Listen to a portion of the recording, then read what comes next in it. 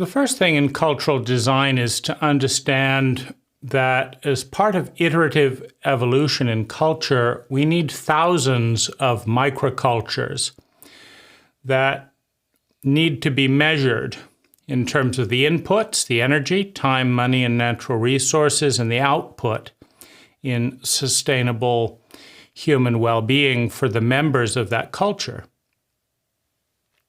The next is looking at Charles Dunbar's research on the capacity of the human brain, which is very much like our chimp ancestors, for having meaningful relationships.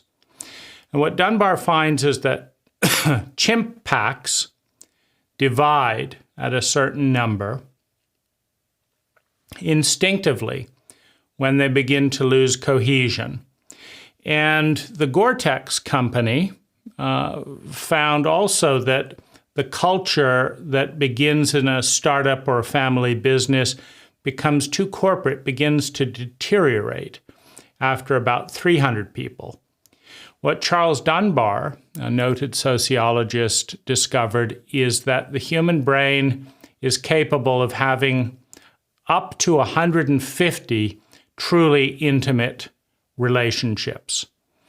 And what he means by that is that if 150 people spend regular large blocks of time together over an extended period, that the members of that group can learn each other's birthdays, allergies, their trigger points, their preferences, what they love to do, shared memories, right? Weddings. If it's a small enough group, the intimacy can be deep.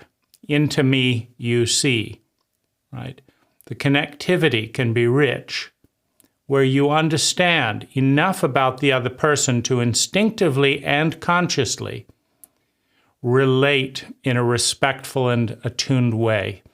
And for that reason, the size of a microculture, right, or a given community within a larger microculture is 150 people.